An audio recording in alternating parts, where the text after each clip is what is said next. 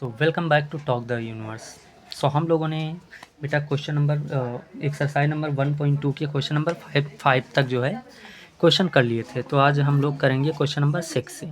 Okay, तो question number 6 क्या कहता है कि मान लीजिए कि कोई सेट ए है और सेट बी है। सेट ए में कौन कौन है, a, 2, 3 और बी में कौन है 4, 5, 6, 7। अब इन दोनों समुच्चयों में एक फलन है। इन दोनों समुच्चयों ए और बी में एक फलन है जो कि क्या है, 1, 4, 2, 5, 3, 6 ये एक फलन है। ठीक, अब हमें ये सिद्ध करना है कि ये फलन जो है एकाकी है। क्या है, एकाकी। तो पहले समुच्चय ए लिखेंगे। समुच्चय ए लिखा 1, 2, 3। समुच्चय बी लिखा 4, 5, 6, 7। तो 4, 5, 6, 7। ठीक, अब यहाँ कनेक्शन देखो किससे किसका है। 1 का 4 से, तो 1 को 4 से मिला दिया, 2 को 5 से मिला दिया और 3, 6 है तो 3 को 6 से मिला दिया। ठीक, अब यहाँ चेक करो, हमें ये दिखाना है कि एकाकी है। तो एक चीज़ चेक करना है, समुच्चय बी को हमने बताया था कि समुच्चय फलन का कोई भी प्रकार देखेंगे तो उसके लिए हम क्या करेंगे, समुच्चय बी को देखेंगे। तो समुच्चय बी में जितने भी अवयव इधर से कनेक्टेड हैं, ठीक, केवल उनको देखना है। क्या देखना है, जितने अवयव समुच्चय बी के जितने अवयव इधर से कनेक्टेड हैं केवल और केवल उनको देखना है। तो देखो जो कनेक्टेड अवयव हैं उनकी तरफ केवल और केवल एक एरो आ रहा है कि नहीं आ रहा। अगर केवल और केवल एक एरो आ रहा है तो हम कहेंगे कि फलन एकाकी है। तो जैसे 4 की तरफ देखो केवल एक एरो आ रहा है, इसका मतलब ये पास। 5 की तरफ भी केवल एक एरो आ रहा तो ये भी पास। 6 की तरफ भी केवल एक ही एरो आ रहा तो ये भी पास। तो हम कह देंगे क्या कि ये फलन जो है एकाकी है। लेकिन लैंग्वेज क्या लिखनी है वो समझो आप। लैंग्वेज ये लिखनी है कि अगर जो एक है, एक का प्रतिबिंब कौन है 4, तो 4 अब और किसी का प्रतिबिंब नहीं होना चाहिए। जैसे 2 का प्रतिबिंब 5 है तो 5 अब और किसी का प्रतिबिंब नहीं होना चाहिए। जैसे कि 2 का प्रतिबिंब 5 है तो अब 5 एक का भी प्रतिबिंब नहीं होगा, 3 का भी, किसी का और किसी का प्रतिबिंब नहीं बन सकता। ठीक ठीक, तो ऐसा कुछ होना चाहिए। तो इस चीज़ को हम लोग कहते हैं अद्वितीय प्रतिबिंब। क्या कहते हैं, अद्वितीय प्रतिबिंब। मतलब कि जो चीज़ जिसकी है वो उसके भी पास है, केवल और केवल उसके पास।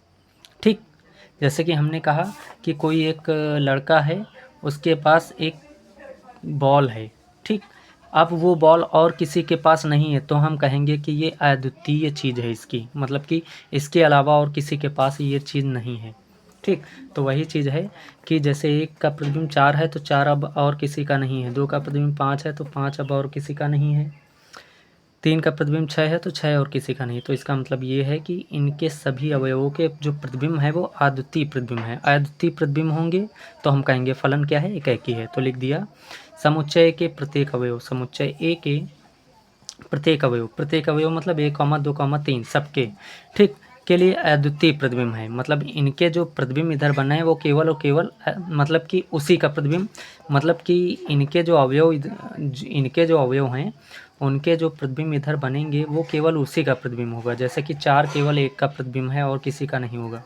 तो इसीलिए हमने कह दिया कि ये जो समुच्चय ए है उसके अवयव के जो प्रतिबिंब है वो अद्वितीय प्रतिबिंब हैं। ठीक, इसलिए फलन क्या है, एकाकी है। ठीक, तो ये लैंग्वेज आपको लिखनी है। ठीक, ये लैंग्वेज लिखना आप लोग सीखिए अच्छे से। ठीक, कैसे, क्या कि समुच्चय के प्रत्येक अवयव के लिए अद्वितीय प्रतिबिंब विद्यमान है अतः फलन एकाकी है। अगर ऐसा होता कि यहाँ के जो अवयव इधर कनेक्टेड हैं इसमें से किसी अवयव में भी, मतलब जो इधर के अवयव कनेक्टेड हैं उनमें से किसी भी अवयव में अगर एक से अधिक एरो आ जाते हैं तो हम ये कह देते कि अद्वितीय प्रतिबिंब नहीं है अतः फलन एकाकी नहीं है। लेकिन अगर हम देख पा रहे हैं कि केवल और केवल एक एरो है, इसका मतलब क्या है कि अद्वितीय प्रतिबिंब है, इसका मतलब ये अतः फलन जो है एकाकी है। ठीक, ओके बेटा, तो ये क्वेश्चन हो गया हमारा। ठीक, तो इसका आप लोग जो है स्क्रीनशॉट ले लीजिए और अच्छे से नोट करके इसको अच्छे से आप लोग प्रिपेयर कीजिए। ओके, तो हम लोग चलते हैं अगले क्वेश्चन की तरफ। तो इसका आप लोग स्क्रीनशॉट पहले ले लीजिए। पहले आप लोग इसका जो है स्क्रीनशॉट ले लीजिए, फिर आगे हम लोग चलते हैं। ठीक, तो अगला क्वेश्चन हमारा क्वेश्चन नंबर 7 बेटा। हाँ तो बेटा अगला क्वेश्चन नंबर 7 की ओर हम लोग बढ़ते हैं। क्वेश्चन नंबर 7 क्या कह रहा है, देखो 7 कह रहा है कि निम्नलिखित में से प्रत्येक स्थिति में बताइए, क्या बतलाइए है, कह रहा है निम्नलिखित में से प्रत्येक स्थिति में बतलाइए कि क्या दिए हुए फलन एकाकी हैं, आच्छादक हैं अथवा एकाकी आच्छादी हैं। एकाकी आच्छादी का मतलब कि एकाकी भी है और आच्छादी भी है। मतलब हमें ये चेक करना है कि एकाकी है या आच्छादक है या फिर दोनों है। ठीक, अपने उत्तर का औचित्य भी दीजिए, मतलब औचित्य क्या मतलब कि हमको एक्सप्लेनेशन देना है, मतलब कि उसका कारण भी देना है। ठीक, तो देखो क्वेश्चन क्या है, स्थितियों की बात कर रहा है। प्रत्येक स्थिति मतलब कि ये क्वेश्चन बना रहा है, मतलब क्वेश्चन नंबर 7 में 2 स्थिति बनाई है, दोनों के पहली स्थिति दूसरी स्थिति दोनों के दोनों एक प्रकार से हम लोग क्वेश्चन मानेंगे। क्या मानेंगे बेटा? एक प्रकार से हम लोग इसको क्या मानेंगे? क्वेश्चन मानेंगे। ठीक, क्वेश्चन नंबर 7 में कहा है प्रत्येक स्थिति का मतलब है क्वेश्चन नंबर 7 में 2 क्वेश्चन दिए हैं, एक पहला ये और दूसरा ये, और दोनों क्वेश्चन को हम दोनों को हमको क्या दिखाना है कि चेक करना है कि एकाएकी है या नहीं, या आच्छादक है या नहीं, या फिर एकाएकी आच्छादक दोनों है या नहीं। ठीक, ये चीज़ हमको देखनी है, और विध अपने मतलब कि उत्तर का कारण मतलब जो कारण होगा वो भी हमको बताना है। ठीक, तो पहला क्वेश्चन इसका देखो क्या है बेटा। पहला है कि एफ एक्स बराबर 3-4x द्वारा परिभाषित फलन जो कि एफ आर से आर में है, परिभाषित है। आर से आर में मतलब कि वास्तविक संख्या से वास्तविक संख्या में परिभाषित है। ठीक, तो देखते हैं पहला क्वेश्चन। देखो एफ एक्स बराबर कितना है? 3-4x। ठीक, जो कि आर से आर में क्या है? परिभाषित है। ठीक, तो पहले हेडलाइन क्या डालेंगे? एकाएकी। क्या डालेंगे? एकाएकी। तो एकाएकी में हम लोगों ने पहले ही पढ़ रखा है कि सबसे पहली लाइन हम लोग क्या लिखते हैं बेटा कि माना fx1 बराबर fx2। ठीक, तो देखो बेटा जैसे कि हमने आपको बता रखा है, क्या बता रखा है कि जैसे कि fx बराबर बेटा हमारा क्या है? 3-4x। ठीक, तो fx1 कितना होगा? तो fx1 बेटा बस यही होगा कि 3 माइनस, यहाँ x था तो यहाँ x है, अब यहाँ x1 है तो यहाँ क्या होगा? x1 होगा। fx2 क्या होगा? fx2 होगा 3-4, अब यहाँ x था तो x है, यहाँ x1 है तो तब x1 है, अगर x2 है तो क्या आएगा? x2 आएगा। ठीक, तो वही हम लोगों ने एकाएकी में पहले आप लोग याद कर लीजिए कि ये लाइन लिखनी ही है आपको, क्या कि माना fx1 बराबर fx2। तो fx1 की वैल्यू क्या है? 3-4x1, 3-4x1 तो लिख दिया 3-4x1, और fx2 की वैल्यू बेटा क्या है? 3-4x2 तो लिख दिया 3-4x2। अब ये 3 प्लस का इधर जाएगा, माइनस का हो जाएगा, प्लस माइनस खत्म हो जाएगा। ठीक, क्या बचा? माइनस का 4x1 माइनस का 4x2, फिर माइनस से माइनस भी कैंसिल हो जाएगा। ठीक है, तो क्या बचा कि 4x1 बराबर 4x2। ठीक, दैट इम्प्लाइज कि 4x1 बराबर 4x2। अब 4 से 4 भी कट जाएगा तो क्या बचा हमारे पास कि x1 बराबर x2। ओके, तो हम लोग जानते हैं कि अगर हमने fx1 बराबर fx2 माना है और तब x1 बराबर x2 अगर आता है तो हम कहते हैं अतः फलन क्या है? एकाएकी है। ओके, तो ये एकाएकी बेटा क्वेश्चन है, ये हम लोगों ने देख लिया। ठीक, यही चेक करना था कि एकाएकी है या नहीं, तो देख लिया एकाएकी ये है, और कारण उत्तर देना था तो वो कारण जो देना था वो कारण यही है कि fx1 बराबर fx2 है, तब x1 बराबर x2 भी आ रहा है, इसका मतलब फलन क्या है? एकाएकी है। अब आच्छादक की बात कर लेते हैं बेटा। तो देखो आच्छादक हेडलाइन डाला। ठीक, आच्छादक में हमने आपको पहले ही बता रखा है कि इसमें पहली लाइन यही लिखनी है fx बराबर y। ठीक, लिख दिया, और fx बराबर है क्या? fx बराबर बेटा है 3-4x, तो fx की जगह पर क्या लिखेंगे? 3-4x। ओके, अब यहाँ से एक काम करेंगे हम लोग, हमेशा यहाँ से x की वैल्यू निकालते हैं। किसकी? x की। तो x की वैल्यू निकालो तो क्या आएगा? ये प्लस का y इधर आएगा, माइनस का y हो जाएगा, ये माइनस का 4x इधर आएगा तो काहे का हो जाएगा? प्लस का 4x हो जाएगा। ठीक, अगर और बेटा समझते चलना, अगर समझ में ना आए तो वीडियो को बैक कर लेना, फिर से समझना। ओके, तो 3 y बराबर क्या आ गया? 4x। ठीक, अब देखो यहाँ से 4x बराबर क्या आ गया बेटा? 3 - y। 4x बराबर क्या आया? 3 - y, तो लिख दिया 4x बराबर 3 - y। अब यहाँ 4 इसके मल्टीप्लाई में है तो कहाँ जाएगा? डिवाइड में जाएगा, तो हो जाएगा x बराबर 3 माइनस का y अपॉन में 4। ओके, आप क्या लिखेंगे कि देखो, अच्छा एक बात समझो बेटा, यहाँ y की कोई भी वैल्यू अब हम रखें, अगर क्या करें? रखें, जैसे फलन जो है r से r में परिभाषित है, इसका मतलब अब y की वैल्यू हम कोई भी रियल नंबर रखेंगे तो वो रियल नंबर ही हमको मिलेगी। आप खुद ही रख के देख लो, यहाँ कोई भी नंबर आप रख के देखो, अगर परिमेय आएगा तो भी वो रियल नंबर होगा, अगर अपरिमेय आएगा तो भी वो रियल नंबर होगा, अगर प्राकृतिक संख्या आती है तो भी वो रियल नंबर होती है। प्रत्येक प्राकृतिक संख्या रियल नंबर तो होती ही है ना, वास्तविक संख्या, और अगर कोई पूर्णांक आता है तो भी प्राकृतिक मतलब कि वास्तविक संख्या होगी। कहने का मतलब ये है कि y की वैल्यू यहाँ कोई भी रखेंगे वो हमें एक वास्तविक संख्या ही मिलेगी। इसका मतलब ये है बेटा कि y के हर मान के लिए हमें जो है प्रांत, देखो ये पहला वाला बेटा क्या होता है, ये प्रांत होता है, क्या होता है, प्रांत। ठीक, तो क्या होता है, क्या कहेंगे कि y का कोई भी मान यहाँ पर रखेंगे तो वो हमें प्रांत में मिलेगा। ठीक, तो ये क्या हो गया बेटा, हमने क्या कहा कि अगर y का हम कोई भी मान यहाँ पे रखेंगे तो वो हमें प्रांत में मिलेगा। ओके, तो इसका मतलब ये है कि ये फलन जो है अक्षादक भी है।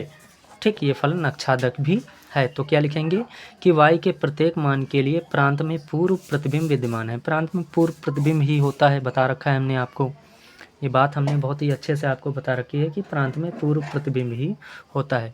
तो y के प्रत्येक मान के लिए प्रांत में पूर्व y के प्रत्येक मान के लिए प्रांत में पूर्व प्रतिबिंब विद्यमान है, अतः फलन अक्षादक है। ओके बेटा, तो ये क्वेश्चन हमारा हो गया। आई होप आप लोगों को अच्छे से समझ में आ गया होगा। दूसरी बात ये बता दें कि ये पैटर्न हम लोग पहले से ही बहुत से सारे क्वेश्चन में कर चुके हैं, तो हमें नहीं लगता कि समझने में इसमें कोई प्रॉब्लम होगी। ओके तो ये क्वेश्चन हो गया बेटा, इसका आप लोग जो है स्क्रीनशॉट ले लीजिए, फिर आगे हम लोग चलते हैं। ठीक, तो पहले इतना स्क्रीनशॉट आप लोग ले लीजिए, फिर इसके आगे का इतना। ठीक, अब ये क्वेश्चन आप लोग अच्छे से कर डालिए और अच्छा क्वेश्चन है। ठीक, अच्छे से प्रिपेयर कर डालिए। ओके, अगले क्वेश्चन की ओर चलते हैं हम लोग। अगला क्वेश्चन क्या है, 7वें का पहला क्वेश्चन था जो कि पहला हम लोगों ने कर लिया। अब दूसरे की बात करते हैं कि दूसरा क्वेश्चन आखिर कह क्या रहा है। ठीक, तो देखो दूसरा क्वेश्चन कह रहा है कि फंक्शन f(x) बराबर दिया है 1 + x²। ठीक, द्वारा परिभाषित फलन है जो कि r से r में परिभाषित है। ठीक, तो देखो देखते हैं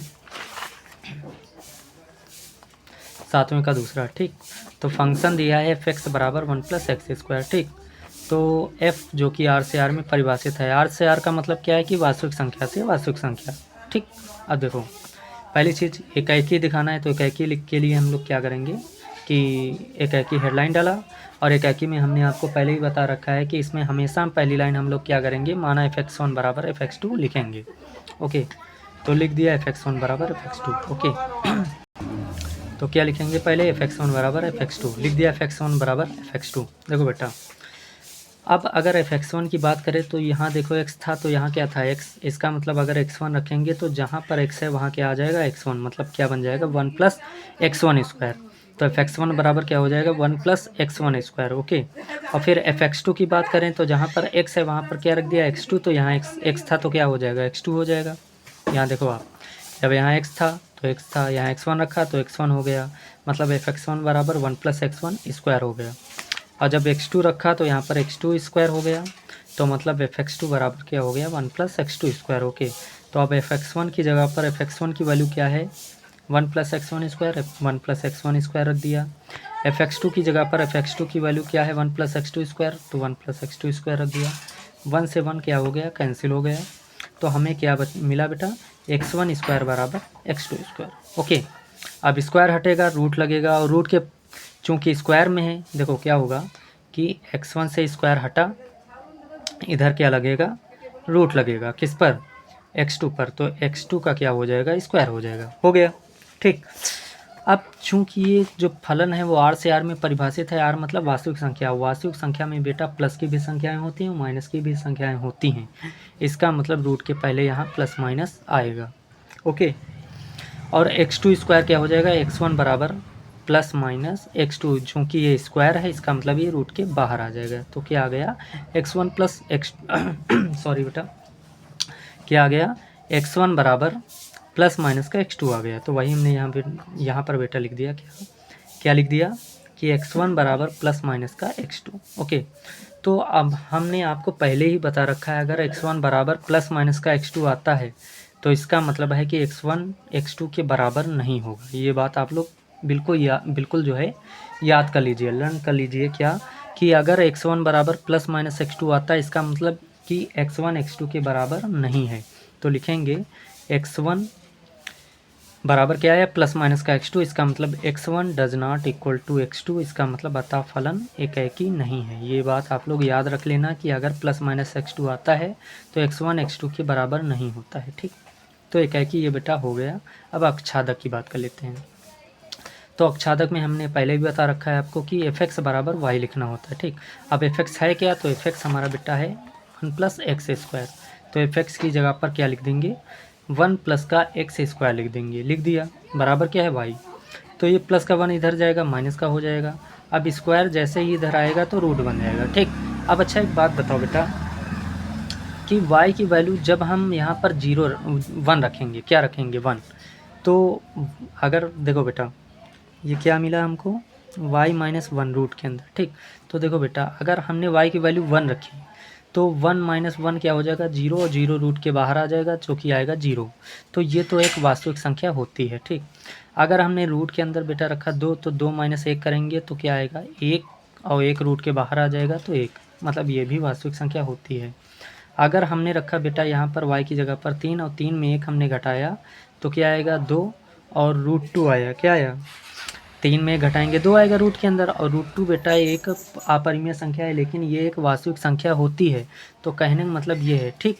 अब अच्छा एक काम करते हैं बेटा, अब जैसे कि y की वैल्यू यहाँ 1 रखा था, 1 से छोटी रख के देखते हैं। तो देखो 1 से छोटी रखेंगे इसका मतलब क्या हो जाएगा 0, एक बार 0 रख के देखो।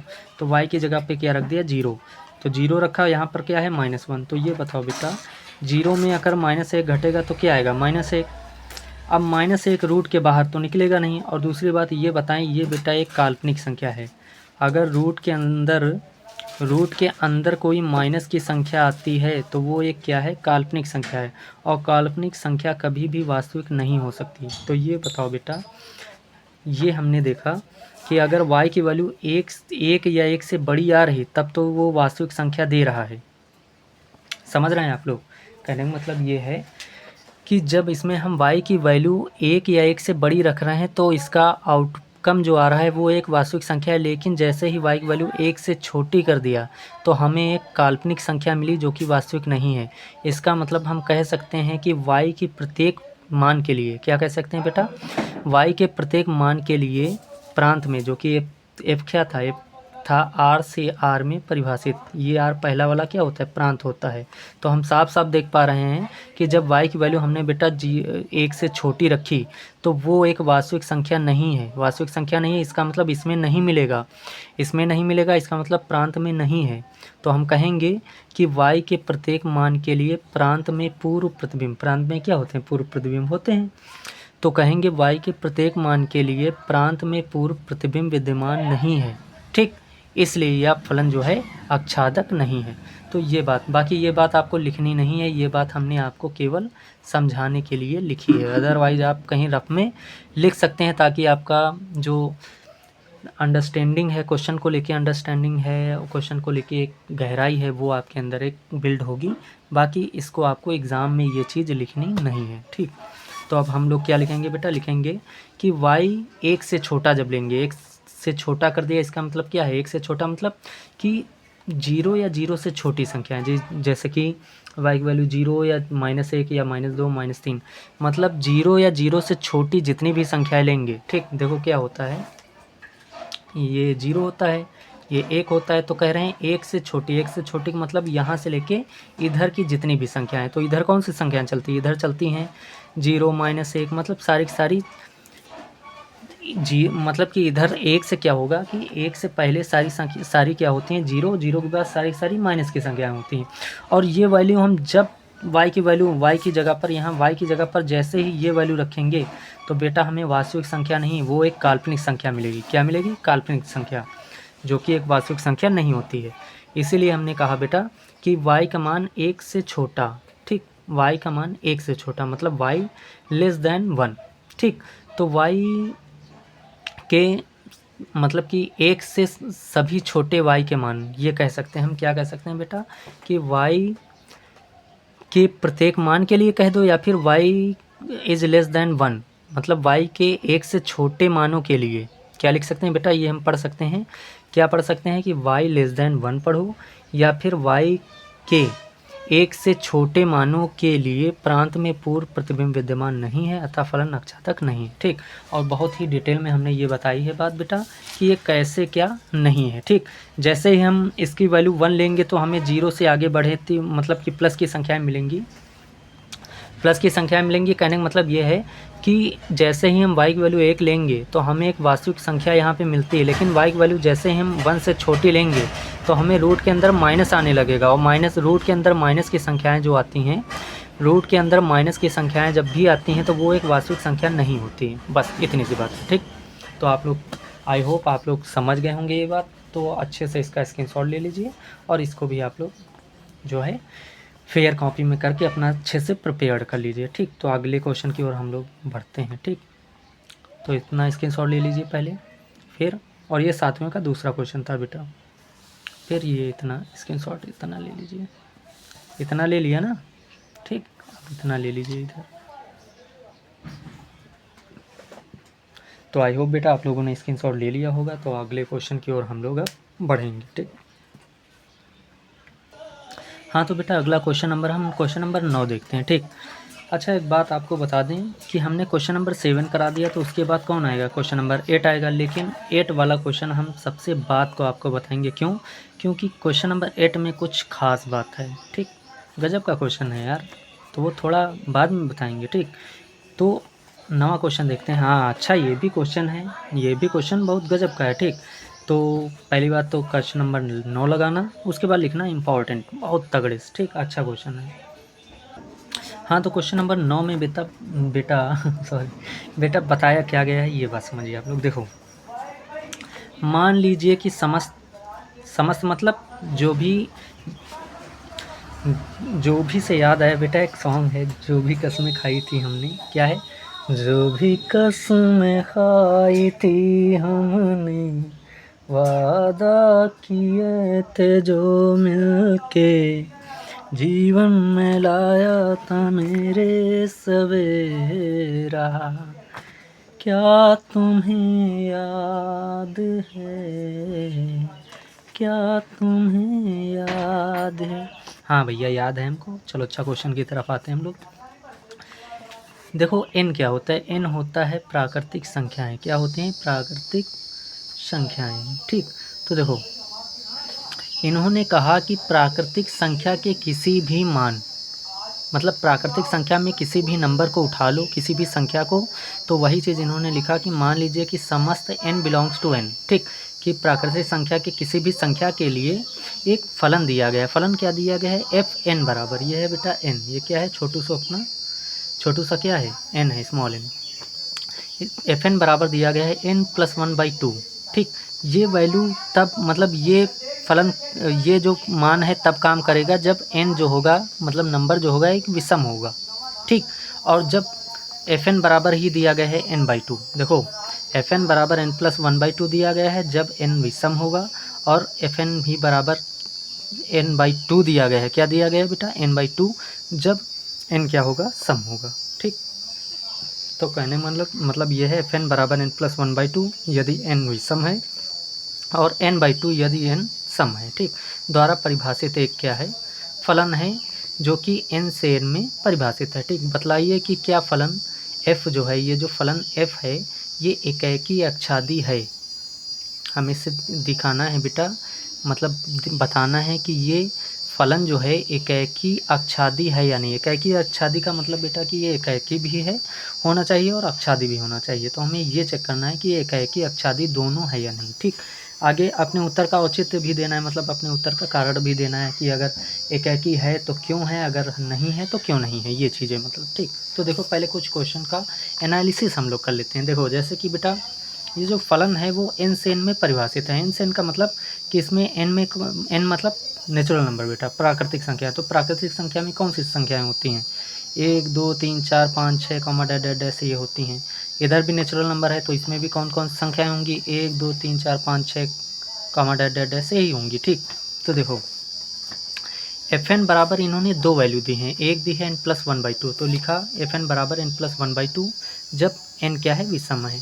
और एफ एन बराबर क्या दिया है, n/2, तो लिखा एफ एन बराबर n/2 जब, कॉमा का मतलब कॉमा लगा के लिखना है, मतलब कि n जब सम है। ठीक, तो देखो कहने का मतलब ये है बेटा कि इस n से हमें वैल्यू, कोई भी वैल्यू रैंडम, कोई भी वैल्यू उठा के यहाँ पे रखनी है। ठीक, अगर वो वैल्यू सम है तो इसमें रखेंगे, अगर वो वैल्यू विषम है तो इसमें रखेंगे। कहने का मतलब ये है, जैसे कि देखो अब n की जगह पर जैसे हमने बेटा रखा 1, अब 1 ये बताओ सम है कि विषम? तो विषम है, तो विषम है तो इसमें रखेंगे, तो वही रख दिया। n की वैल्यू क्या रखा हमने, n की जगह पे 1 रख दिया, तो 1 + 1 क्या हो जाएगा, 1 + 1 मतलब n की जगह पे रखा 1 और +1 और बटे 2।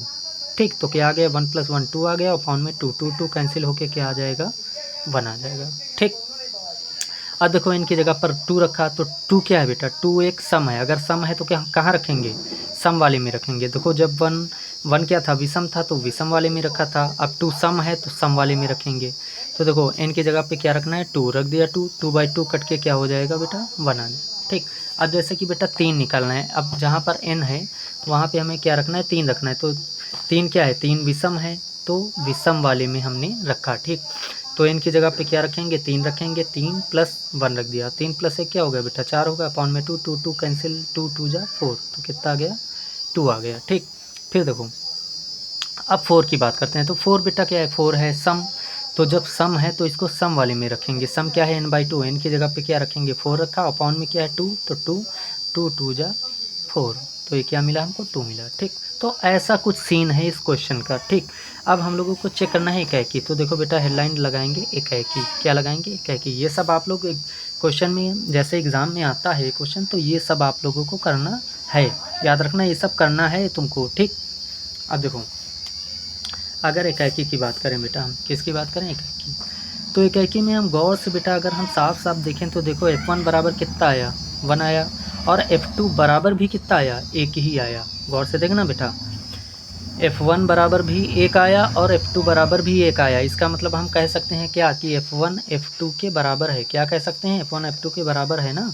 तो देखो F1 बराबर क्या आया F1, गौर समझना बेटा F1 1 क्या है हमारा 1 क्या है विषम है, तो इसलिए विषम वाले में वैल्यू रखी गई है। विषम मतलब n + 1/2 है, तो यहाँ पर 1 क्या रख दिया n की जगह पे 1। देखो विषम वाले में क्या था n + 1/2, इसमें वैल्यू रखेंगे तो n की जगह पे क्या रख दिया ये 1 रख दिया, तो 1 + 1 क्या हो जाएगा 2 अपॉन में 2 2 2 कैंसिल होके 1 आ गया। ठीक, अब देखो आगे, अब अगर हम इसी फंक्शन में 2 रखते हैं, क्या रखते हैं 2, तो 2 हमारा क्या है सम है, अगर सम है तो सम को सम वाले में रखेंगे। सम क्या है हमारा n/2, तो n की जगह पे क्या रख दिया 2 रख दिया, अपॉन में क्या है बेटा 2, तो 2 2 कैंसिल होके क्या आ गया 1 आ गया।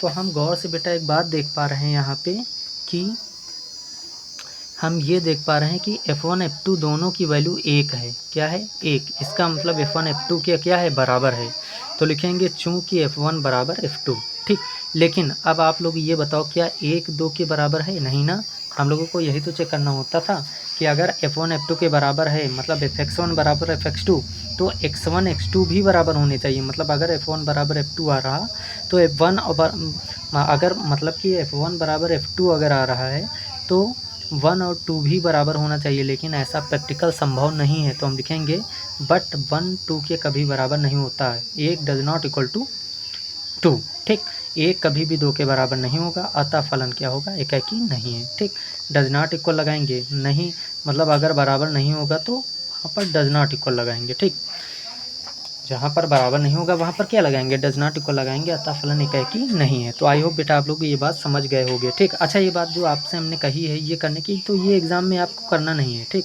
हमने ऐसा ही बोल दिया जल्दी में। ठीक, लेकिन इतना आप लोग समझिए ये एग्ज़ाम में आपको करना नहीं है, ये हमने आपको समझने के लिए बताया है। ठीक, लेकिन ये कॉपी में आप लोग नोट कर लेना। ठीक, इसको नोट करने से आपको एक अंदाज़ा लग जाएगा कि कैसे क्या इस फंक्शन में चीज़ें चल रही हैं। ठीक, कैसा क्या सीन चल रहा है। ठीक, तो हम लोगों ने बेटा देखा कि F1 बराबर, अब 1 क्या था विषम था, तो विषम था तो इसमें वैल्यू रखा, इसमें जब वैल्यू रखा तो F1 बराबर क्या आ गया 1 आ गया। ठीक, F2 जब 2 रखा तो 2 एक सम है तो इसमें वैल्यू रखा, इसमें जब रखा तो वो भी कितना आया 1। तो हम ये देख रहे हैं कि F1 F2 दोनों के दोनों बराबर हैं, लेकिन 1 और 2 बराबर नहीं है, अतः फलन एकाकी नहीं है। तो ये इतना क्वेश्चन बेटा हो गया। अब बात कर लेते हैं हम लोग अक्षादक की। ठीक, तो देखो अक्षादक में 2 केस बनाएंगे हम लोग, कितने 2, क्योंकि इन्होंने क्वेश्चन में भी यहाँ फंक्शन में भी क्या किया है कि 2 केस बनाए हैं, एक केस ये एक ये। तो ऐसे ही हम क्वेश्चन में अपने क्वेश्चन में अक्षादक जब करेंगे तो उसमें भी हम लोग 2 केस बनाएंगे, केस 1 और केस 2। ओके, तो देखो जब केस 1 होगा तो देखो केस 1 ये हमने किया कि जब n विषम हो, देखो इन्होंने क्या कहा कि यदि n विषम है यदि n सम है, इसका मतलब पहले हम बात करेंगे विषम की फिर बात करेंगे सम की। तो देखो जब n विषम है तो हम n बराबर क्या मानेंगे 2m-1। याद रखना एक बात बेटा कि अगर कोई भी पॉजिटिव इंटीजर है, मान लिया जैसे m, ठीक। या फिर हम ये कह सकते हैं कि हाँ, याद रखना बेटा, अगर कभी भी हमको सम विषम मानना होगा तो हम कैसे मानेंगे। देखो, जैसे कोई भी प्राकृतिक संख्या हमने ली, ये m क्या है, ये m बेटा एक प्राकृतिक संख्या है, जैसे कि हमने ये बता दिया कि एक m जो है एक नेचुरल नंबर है। ठीक, तो अगर हम कभी इसमें अगर 2 से गुणा करा दें, क्या करा दें, 2 से, तो ये पक्की बात है बेटा सम संख्या हो जाएगी, पक्का, कोई इसमें शक नहीं है, ये पक्की बात है सम हो जाएगा।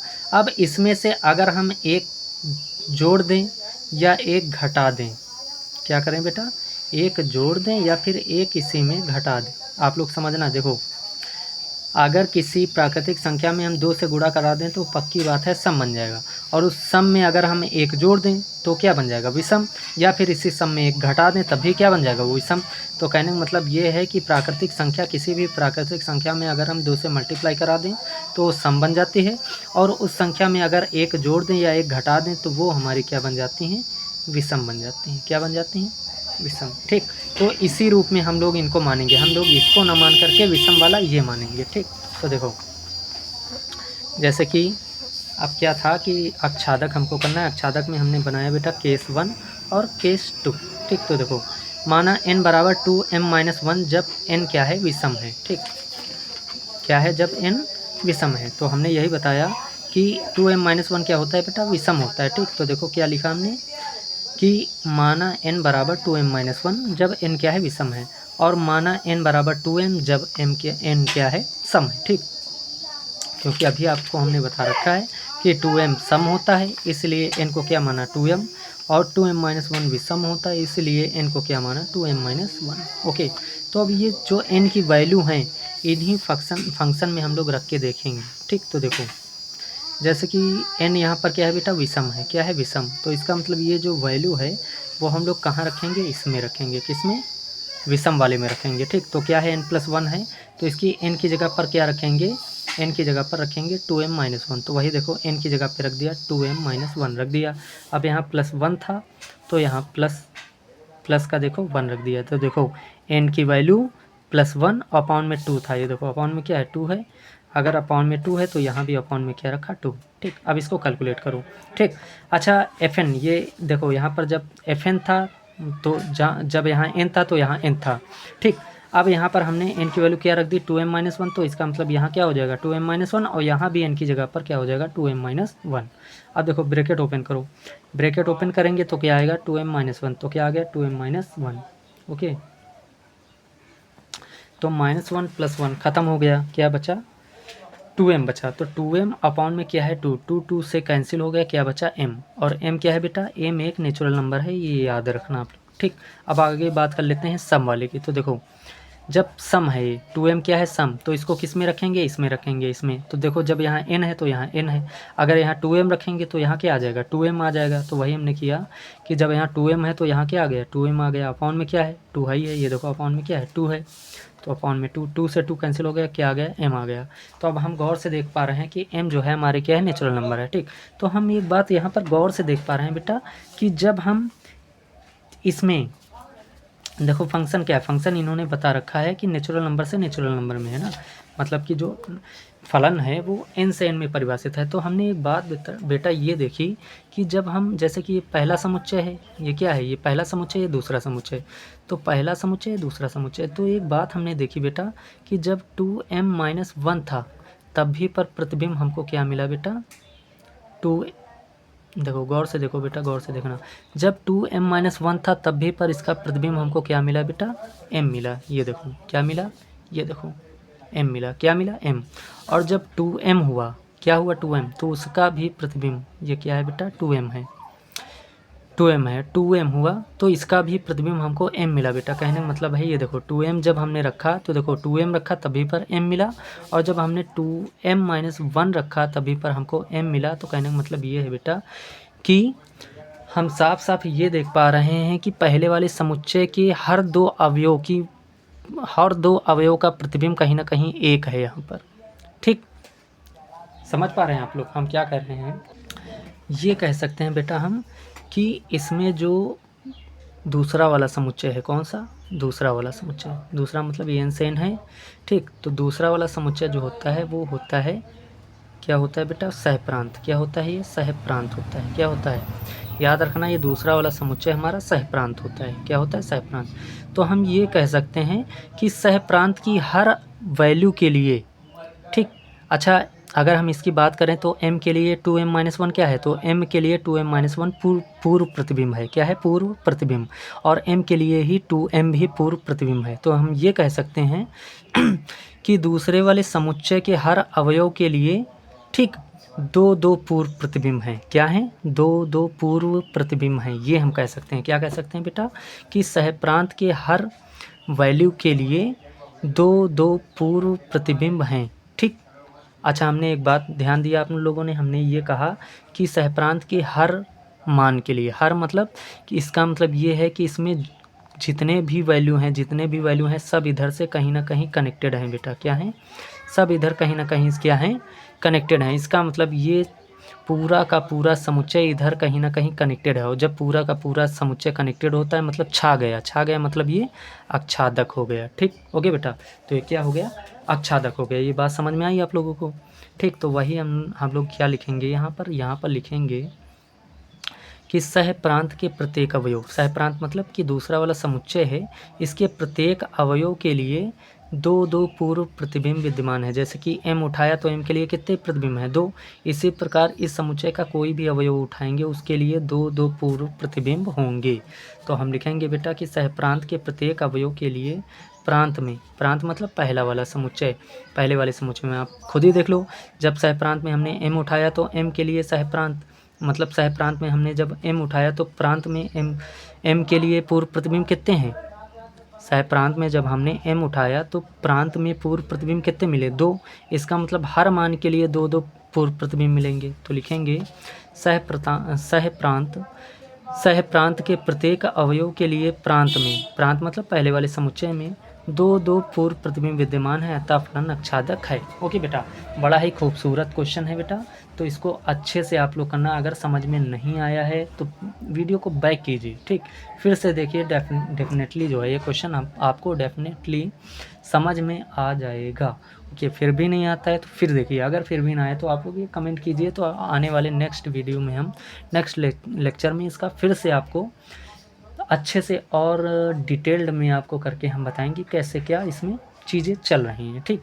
तो आई होप बेटा आप लोगों को समझ में आ गया होगा। इसका आप लोग जल्दी से क्या कर लीजिए, स्क्रीनशॉट ले लीजिए। तो अगले वाले क्वेश्चन की ओर हम लोग फिर बढ़ते हैं। ओके, तो पहले इतना स्क्रीनशॉट ले लीजिए, आप लोग ले लिया, ठीक, इतना ले लीजिए, पहले ले लिया, ठीक। अब इसके आगे चलते हम लोग। अच्छा, ये वाली जो बात है बेटा ये नोट कर लेना कॉपी में, ये आपको हेल्प करेगी ये समझने में कि इस फंक्शन में आखिर कैसे क्या चीज़ें चल रही हैं। ओके, तो ये स्क्रीनशॉट ले लीजिए। इसके आगे अब आप लोग यहाँ पे ये ले लीजिए स्क्रीनशॉट, ठीक। तो ये क्वेश्चन बेटा हमारा कंप्लीट हो गया है, बड़ा ही खूबसूरत क्वेश्चन था, ठीक। तो इसको आप लोग जो है नोट कर लेना अच्छे से और अच्छे से प्रिपेयर करना। और हाँ, इसमें इंपॉर्टेंट ज़रूर लिख लेना बेटा। ओके, और क्वेश्चन नंबर 8 जो है बेटा वो हम आपको लास्ट में बताएंगे, क्योंकि इस एक्सरसाइज में सबसे हट के क्वेश्चन है, सबसे अलग, यूनिक, ठीक। तो उसको हम सबसे लास्ट में बताएंगे। ओके बेटा, तो उम्मीद है आप लोगों को ये क्वेश्चन समझ में आ गया होगा और इसके पहले के भी क्वेश्चन आपको समझ में आ गए होंगे, ठीक। फिर भी अगर नहीं आते हैं तो आप लोग हमें कमेंट करेंगे कि कहाँ पर नहीं आया है, और हम पूरी कोशिश करेंगे कि उस जहाँ पर आपको प्रॉब्लम हुई है उसका सल्यूशन और अच्छे से प्रोवाइड करें और डिटेल्ड में आपको बताएं। ओके, तो हम लोग चलते हैं अगले नेक्स्ट क्वेश्चन की तरफ। नेक्स्ट क्वेश्चन हमारा क्वेश्चन नंबर 10। ओके डियर, तो चलते हैं हम लोग। हाँ तो बेटा जो है हम लोग अगले क्वेश्चन की ओर हम लोग बढ़ते हैं। अगला क्वेश्चन हमारा है क्वेश्चन नंबर 10, ठीक।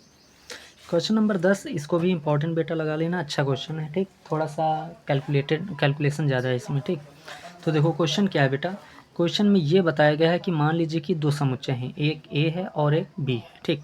ए क्या है, ए जो है, देखो बेटा फिर से समझना क्वेश्चन नंबर क्या बताया गया है इसमें बताया गया है कि दो समुच्चय हैं, एक ए है और एक बी है, ठीक। अच्छा, ए जो है वो पूरी वास्तविक संख्या है केवल 3 को छोड़कर, अगर हम आपसे कहें कि पूरी वास्तविक संख्या ले लो और 3 को छोड़ दो, तो आप करेंगे 3 वाले को ऐसे घटा देंगे। वही चीज़ इन्होंने लिखी कि 3 को छोड़कर सारी की सारी वास्तविक संख्याओं का समुच्चय है ए, और 1 को छोड़कर सारी वास्तविक संख्याओं का समुच्चय है बी। ठीक, इन्हीं दोनों में समुच्चय ए से बी में एक फलन है बेटा f(x) जो कि परिभाषित है। क्या फलन क्या है? फलन ये है कि f(x) बराबर x-2/x-3 द्वारा परिभाषित फलन जो कि ए से बी में परिभाषित है।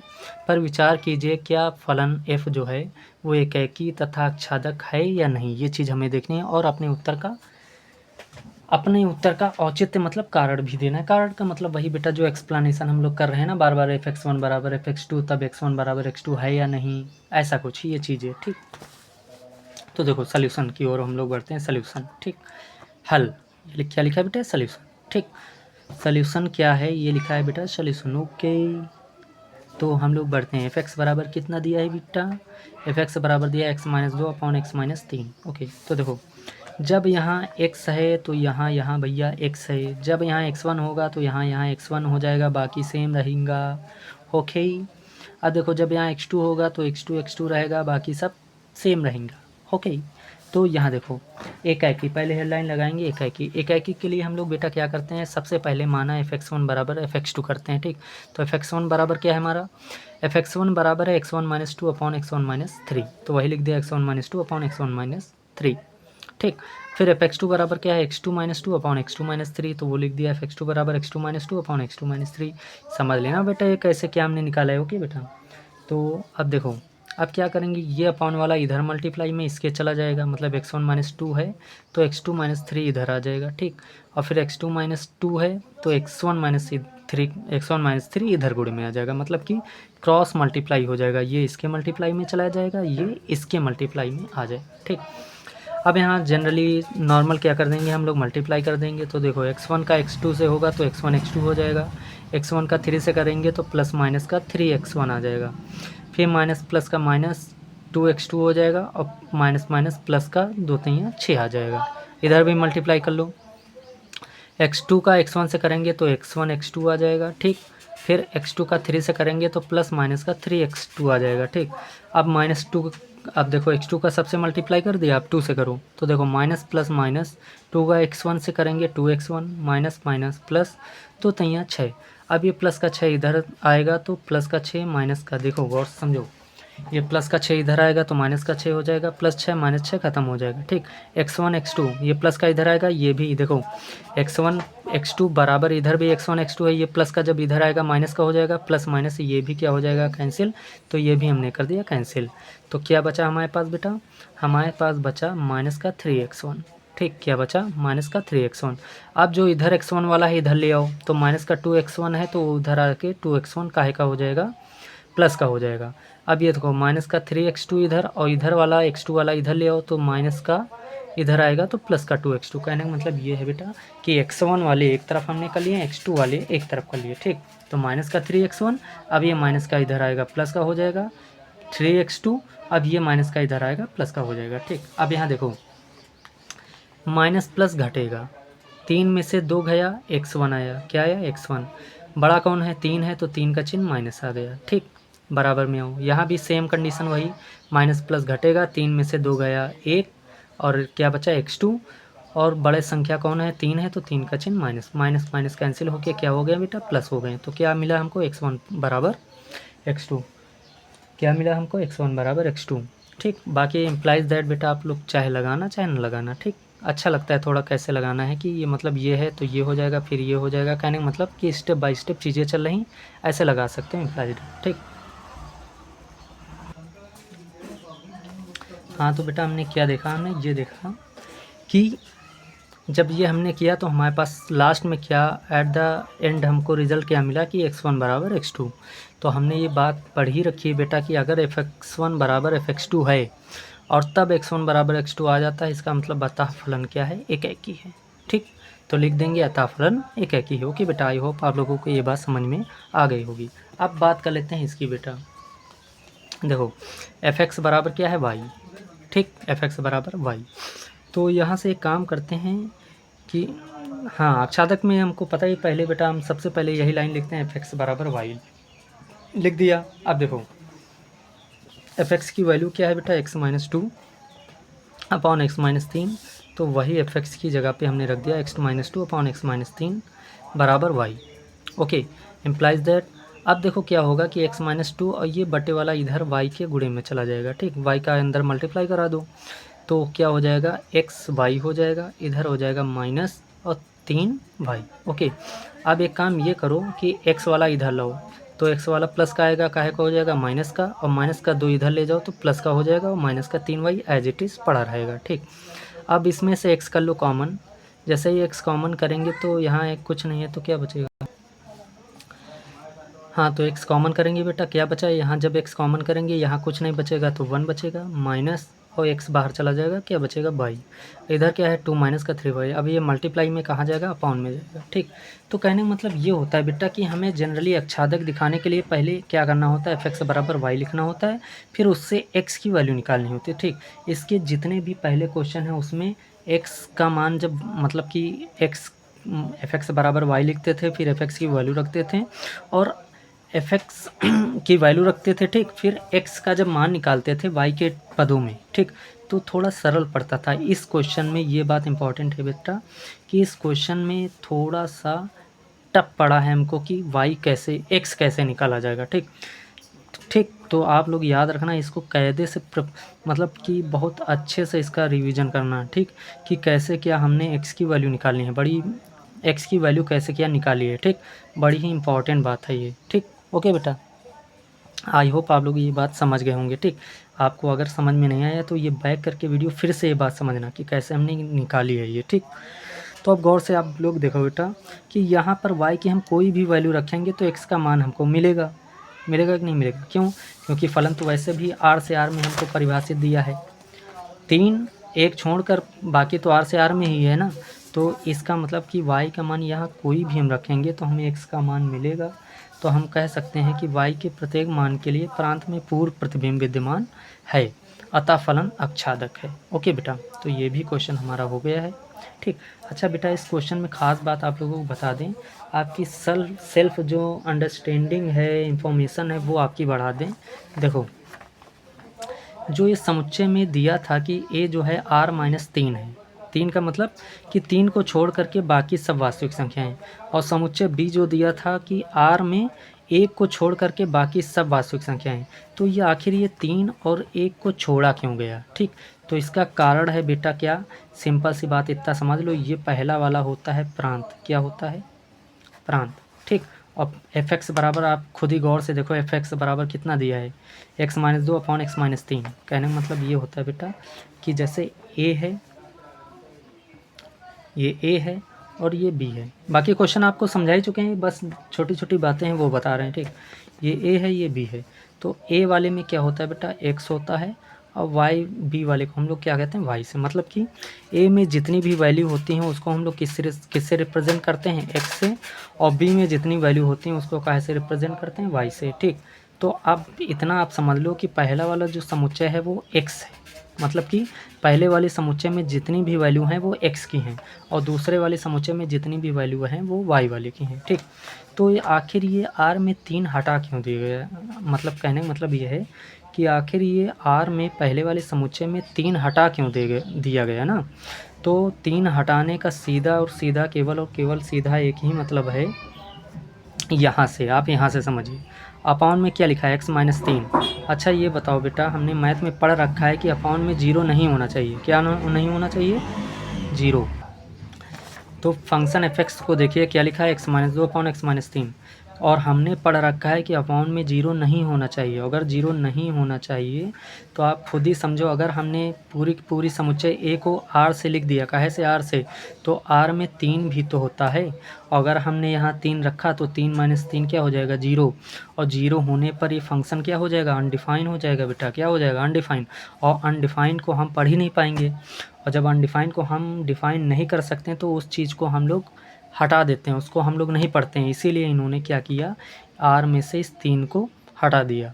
ठीक, अब क्वेश्चन आती है कि अगर एक को क्यों हटा गया, तो एक बेटा हमने पहले बताया है कि बी क्या होता है, बी मतलब कि बी में जितनी भी वैल्यू होती हैं वो कौन, मतलब बी की सारी वैल्यूज़ को कौन रिप्रेजेंट करता है, वाई। तो आप गौर से आप यहाँ देखो, यहाँ हो, जब हमने अक्षादक में x बराबर निकाला तो हमें क्या मिला, 2 minus 3y upon 1 minus Y. तो आप खुद ही देखो कि y की ये पहले दूसरे वाले समुच्चय में क्या होती हैं, y की वैल्यू होती हैं। तो अगर हमने यहाँ y की वैल्यू 1 रखी तो 1 माइनस 1 क्या हो जाएगा, 0 हो जाएगा। अगर बेटा 0 हो गया तो इसका मतलब ये क्या हो जाएगा, अनडिफाइन हो जाएगा। और अनडिफाइंड चीज़ को हम लोगों को क्या है, अनडिफाइंड चीज़ को हम लोगों को नहीं पढ़ना है। इसलिए हमने क्या किया कि y में से भी एक को निकाल दिया। यही कारण है कि r में से यहाँ पर 3 को निकाला गया और यहाँ पर यही कारण है कि r में से 1 को हटाया गया। ठीक, क्योंकि यहाँ पर x माइनस 3 था तो 3 को हटा दिया और यहाँ पर 1 माइनस वाई था तो 1 को हटा दिया। ठीक, क्योंकि यहाँ पर x की वैल्यू अगर हमने 3 रखा तो 3 माइनस 3 0 आएगा, तो ये फंक्शन अनडिफाइन हो जाएगा, इसलिए 3 को हटा दिया। और यहाँ पर अगर हमने 1 y वैल्यू 1 रखा तो 1 माइनस 1 0 जो कि अनडिफाइन हो जाएगा, तो इसीलिए इन्होंने 1 को भी हटा दिया। तो यही कारण था इनका 3 और 1 को हटाने का। ठीक, आई होप बेटा आप लोग ये बात समझ गए होंगे अच्छे से। ठीक, बड़े ही डिटेल में ये बात हमने आपको बताई है। ठीक, इसको आप लोग जो है स्क्रीनशॉट ले लीजिए और अच्छे से नोट करिए और अच्छे से प्रिपेयर करिए। ठीक, पहले इतना आप लोग स्क्रीनशॉट ले लीजिए, पहले इतना आप लोग स्क्रीनशॉट ले लीजिए। ठीक, ले लिया, अब इसके आगे ले लीजिए।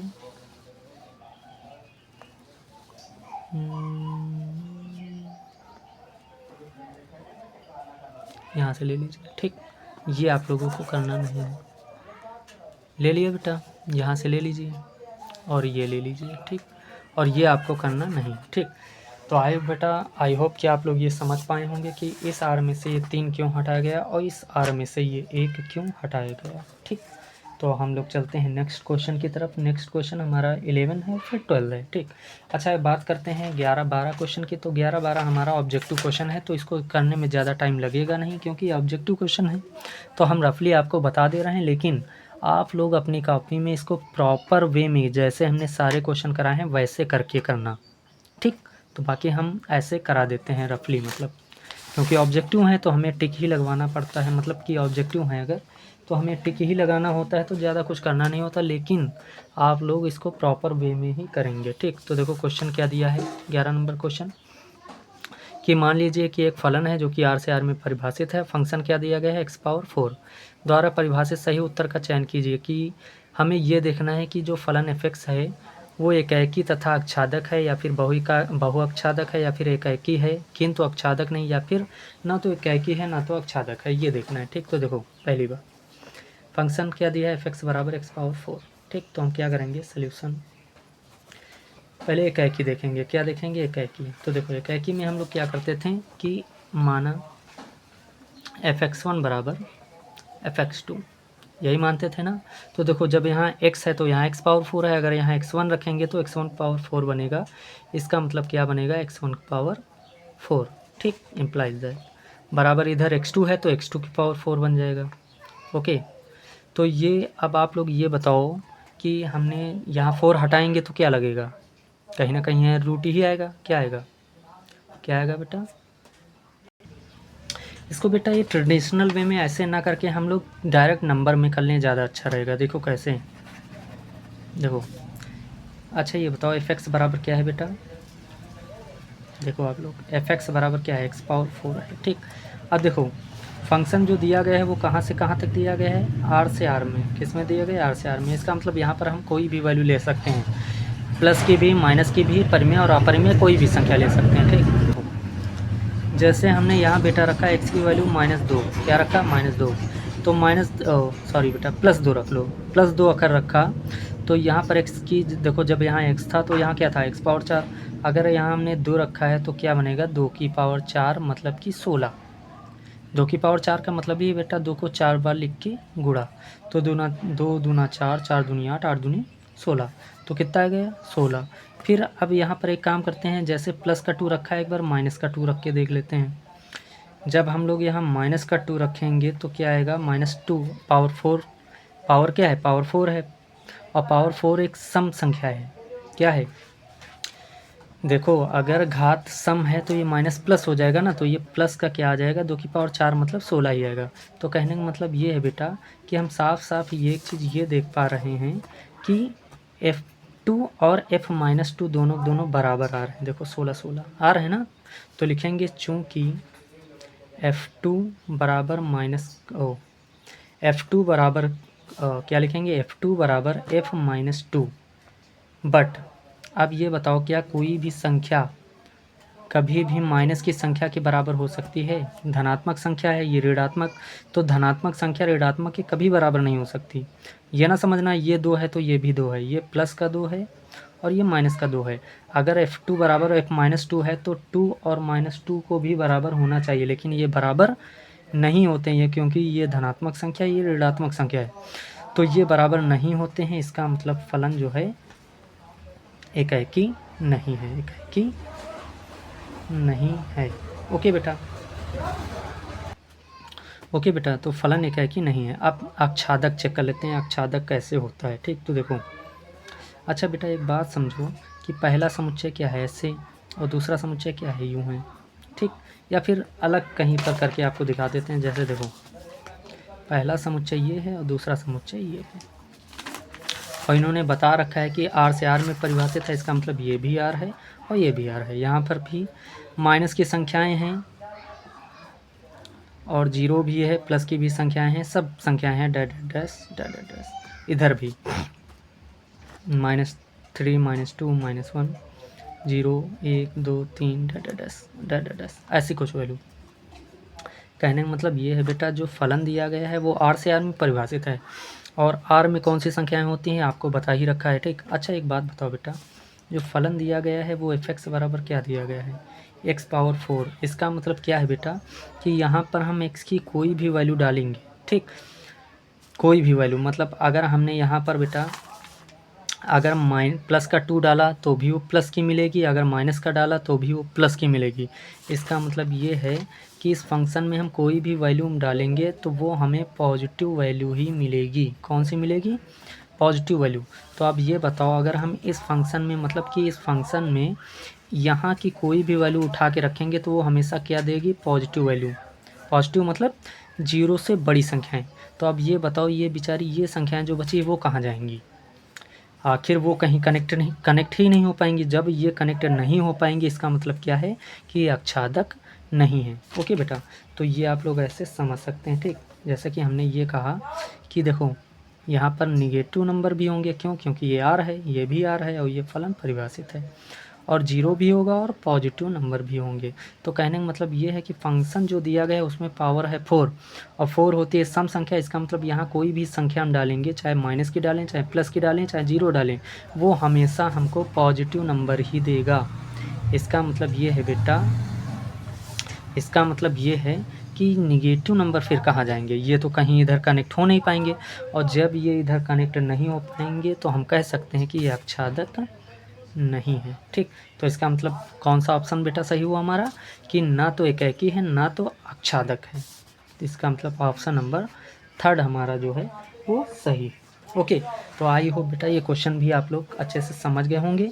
इसका भी आप लोग स्क्रीनशॉट ले लीजिए और जैसे हमने किया है ऐसे आप लोग अच्छे से नोट कर डालिए। ओके, तो इसका भी आप लोग स्क्रीनशॉट ले लीजिए, कर डालिए। ओके, तो अगले क्वेश्चन की ओर हम लोग बढ़ते हैं। Question number 12। क्वेश्चन नंबर 12 दिया गया है बेटा कि मान लीजिए कि एक फंक्शन f(x) बराबर 3x दिया गया है।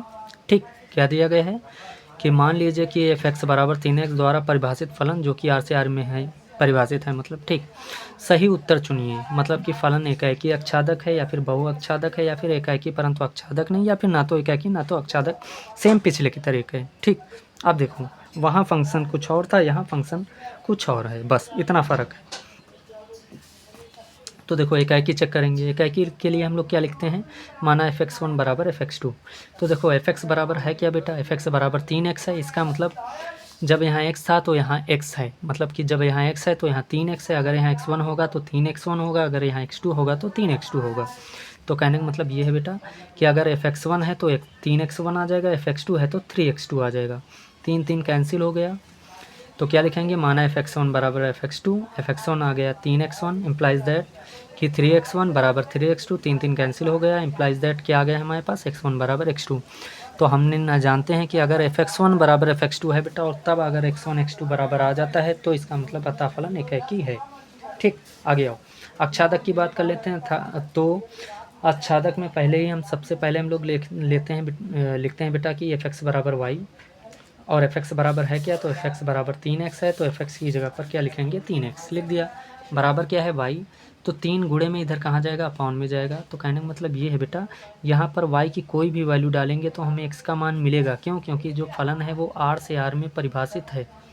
तो r की कोई भी वैल्यू इधर हम डालेंगे y की जगह पर, तो वो हमें r में x की वैल्यू r में मिलेगी, पक्का है, कन्फर्म है बात। इसका मतलब क्या है कि y के सभी मानों के लिए प्रांत में पूर्व प्रतिबिंब विद्यमान है।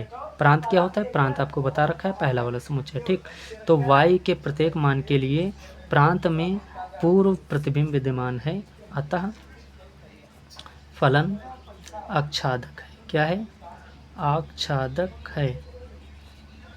इसका मतलब ऑप्शन बेटा क्या हुआ कि एकाकी भी है, आच्छादक है। इसका मतलब अब चेक करो इसमें कौन सा है, तो फलन एकाकी आच्छादक, तो पहला ही ऑप्शन हमारा सही हो जाएगा। तो इसको हमने करेक्ट कर दिया। ठीक, तो ये भी क्वेश्चन हमारा बेटा हो गया। इसका भी आप लोग जल्दी से स्क्रीनशॉट ले लीजिए। बस इतनी एक्सरसाइज हमारी हो गई है। ठीक, ओके, आई होप बेटा आप लोगों ने स्क्रीनशॉट ले लिया होगा, और इसको अच्छे से आप लोग नोट करिए, अच्छे से समझिए। जहाँ पर अगर समझ में आपको नहीं आता है देन आप हमें कमेंट कर सकते हैं। हम नेक्स्ट वीडियो में और अच्छा इसका एक्सप्लेनेशन आप और डेप्थ में, मतलब और गहराई में, डिटेल में आप लोगों को बताएंगे। ठीक, तो आज के लिए इतना ही करते हैं। क्वेश्चन आज के लिए जो है हाँ इतना ही रखते हैं। अगला क्वेश्चन जो हमारा जो क्वेश्चन नंबर 8 बचा है, जो हमने बताया आपको खास है, वो क्वेश्चन हम आगे वाले नेक्स्ट वीडियो में करा देंगे। अगला जो चैप्टर हम लोग स्टार्ट करेंगे वो चैप्टर होगा हमारा बेटा प्रतिलोम त्रिकोण।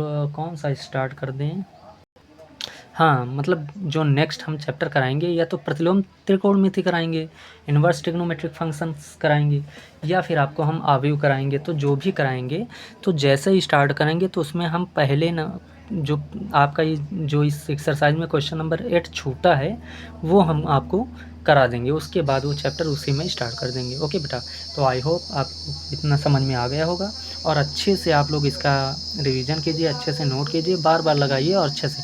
बड़ा ही शानदार सा टॉपिक था और हम लोगों ने बड़े ही आसान तरीके से इसको सीख लिया। ओके, अब आगे आने वाले जितने भी क्वेश्चन चैप्टर्स होंगे हमारे लिए बड़े ही आसान पड़ेंगे। ओके बेटा, तो आज के लिए इतना ही रखते हैं। तब तक के लिए बाय बाय, टेक केयर, और लाइक शेयर करते रहिए, और थोड़ा सा अपना जो सपोर्ट है भाई के साथ बनाए रखना, मतलब मेरे साथ बनाए रखना। ठीक, तो आज के लिए इतना ही रखते हैं, मिलते हैं नेक्स्ट वीडियो में। तब तक के लिए bye bye, take care. Okay.